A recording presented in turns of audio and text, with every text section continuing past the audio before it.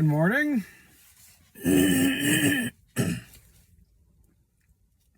So without further ado, I'm going to continue chewing through the level of neutrality at 250 hertz, according to this book by David Hawkins. So, courage has the motivation, power, and strength to overcome resistances. Courage being the level before neutrality. Face challenges and work through them with fortitude and determination, which in turn reinforces the capability to actualize decisions. Courage is required because the level of courage still sees problems or difficulties that require effort and determination to work through them. Thus, seeming obstacles may really be projected anticipations. However, they do not arise from reality, but from residual positionalities. The residual positionalities of the previous animal levels projected from the ego, like fear, anger, desires, shame, guilt. Courage can anticipate difficulties to be handled, such as discomfort, reluctance, uncertainty, or anxiety. In contrast, the level of neutrality does not project dualistic perceptions because it has dropped positionalities, such as the obstacles to courage created by doubt, anticipatory anxiety, or unfamiliarity. Freedom ensues from not having an emotional investment in outcomes or insistent on narcissistic goals, such as having it my way. Neutrality is not interested in egoistically winning, controlling others, or acquiring gain. It is content to attract rather than promote.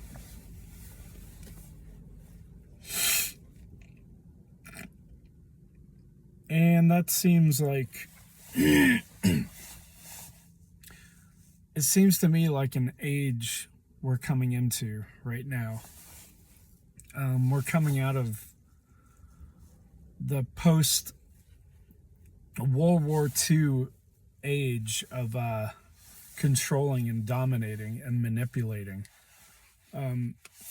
which is basically everything after World War II, even before, was based, all the boomer shit, pardon my French, was based on that.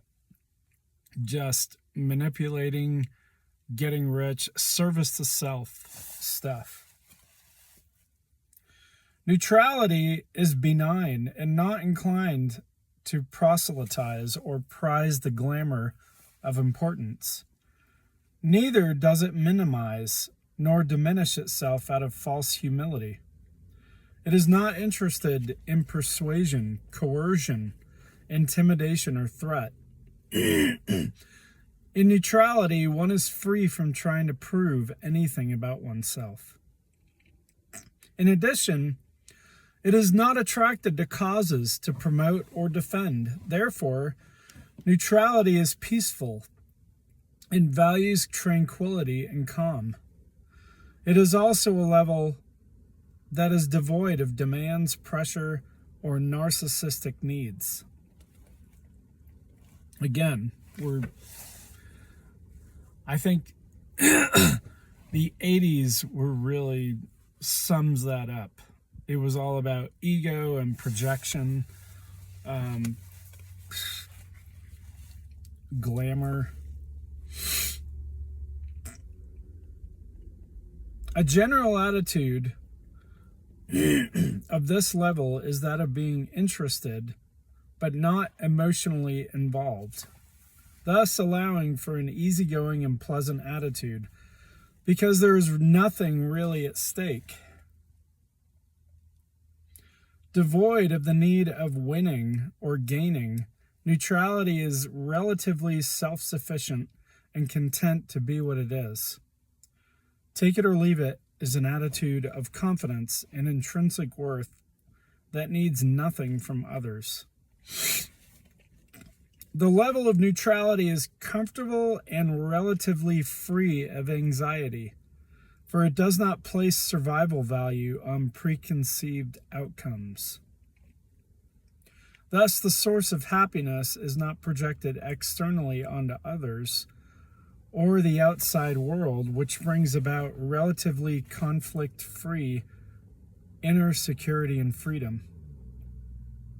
Neutrality is also reasonably free from the social anxiety of feeling threatened and is therefore devoid of paranoia. Let's see.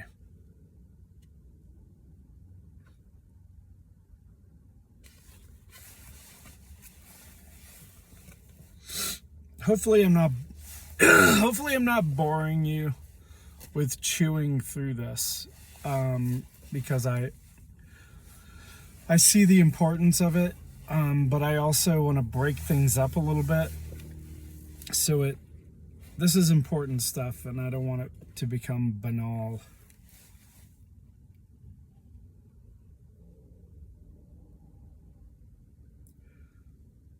So neutrality is also reasonably free from the social anxiety of feeling threatened and is therefore devoid of paranoia. The laissez-faire attitude allows for easygoing cordiality because there is nothing at stake requiring agreement by others. The freedom of neutrality is the consequence of the letting go of positionalities, conditions, and expectations. Narcissistic demands and egocentric needs are no longer dominant.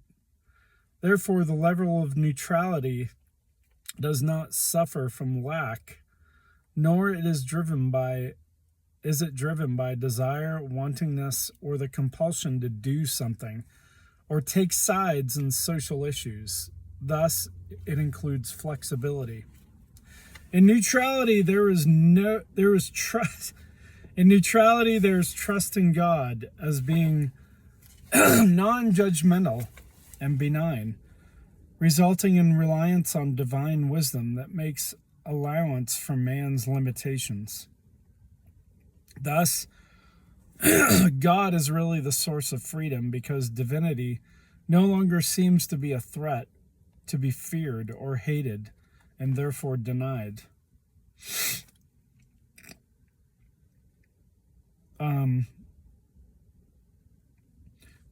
It takes you out of the camp of, it takes you out of camps like being a Christian or Jewish or Muslim or atheist or agnostic or any of these positionalities. The social expressions of this level of consciousness are those of easygoing coexistence. Neutrality is not interested in conflict or participation in revolutionary movements, protests, or conflict. This may be misinterpreted. This may be misperceived as passivity, whereas in actuality it is stability that neither promotes nor resists change. It's a state of consciousness, that it may be perceived as passivity, but wow. Yeah, so The other day, I have, yesterday, I have a Christian friend who warned me. He said, "I want to warn you against being passive." I guess he was seeing something, but at first I reacted a little bit, but yeah, I mean, I can passivity, like it says here. I just want to finish this paragraph.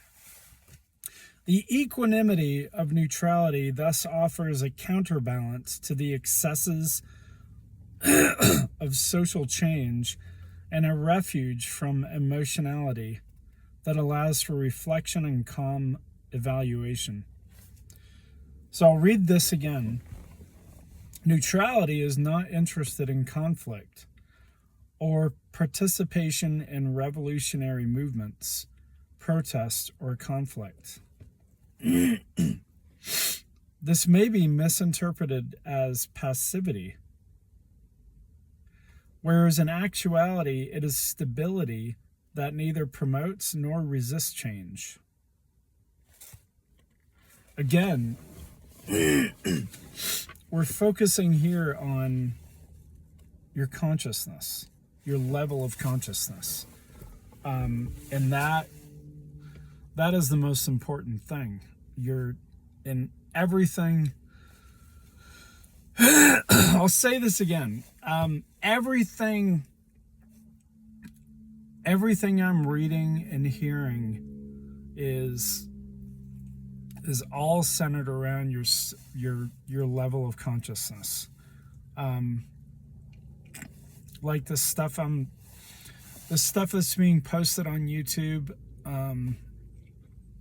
about like trying to generate fear and anxiety about the future, like surveillance, the mass surveillance, and digital currency, all this stuff, one world government. A lot of it seems to come from Christians who just want to drum up fear. But Christianity is a big part of the control system that wants people controlled. Just know that. So yeah, I think that's it. I'm either gonna keep chewing through this or maybe begin another essay from Emerson tomorrow morning. All right, thank you.